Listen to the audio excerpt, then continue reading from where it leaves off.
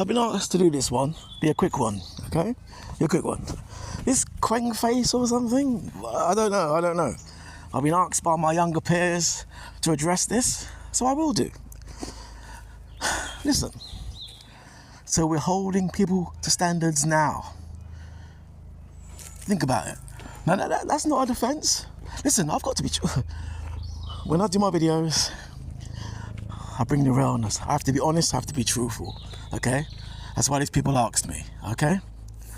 Now, as I've said recently, in a recent video, there's the old standard and the new standard. The old way, the new way, okay? So simply put,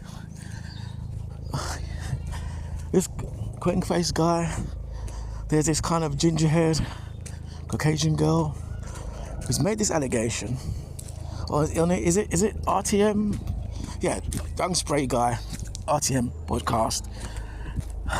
She's saying that this guy likes to be called the N-word during their sessions of lovemaking, wherever it is.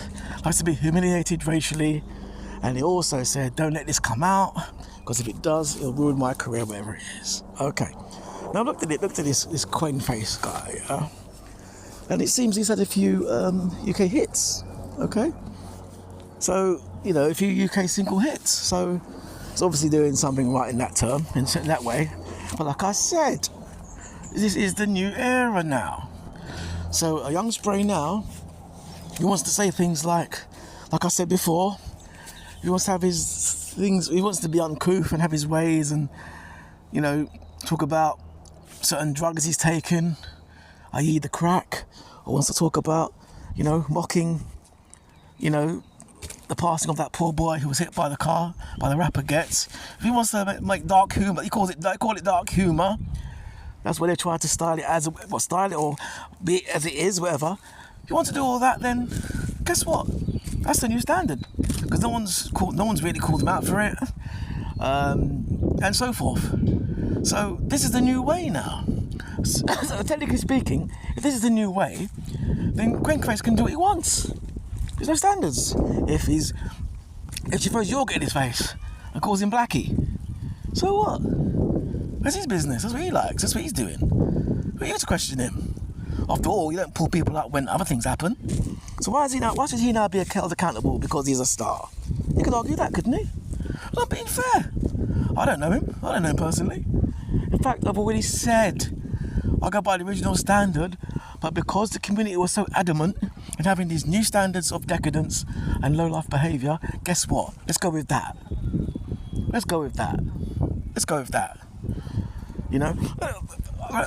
I had a legal issue one time I was dealing with, yeah?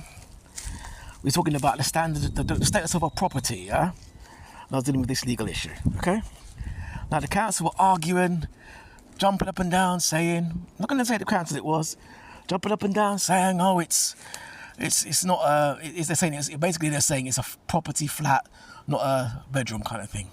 And I was acting on someone's behalf. So in the end, I said, no, let's go along with that, because I knew what the long-term outcome would be. So I said, no, new rules, just do it your way. It's a flat. 3 months later, the tenant gets knocked on the door. It's the assessor, and the assessor's saying, guess what? We've got an issue here, we need to look at the property. The tenant says, why?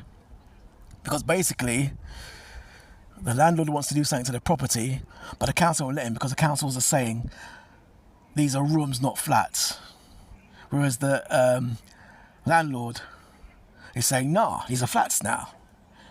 So now the council have gone 360 from saying, jumping up and down saying it was flats, to now arguing they're not flats. And the landlord is like, what? And the tenant's like, what? But you arguing and jumping up and down saying they were flats. Because you want to change the goalpost to suit you and your argument so you get paid. Same thing you're doing. You want to change it up, yeah, to point this finger at this Kwengface guy because it now suits you. Doesn't work like that. Life doesn't work like that. So in that particular case, now we've got them where we want them. So now they're going to get a double lick, and the tenant might even get a payout because of stress. But hey, enough conversation. But the same analogy applies here. So now Kwengface can say, guess what? No. Hold on.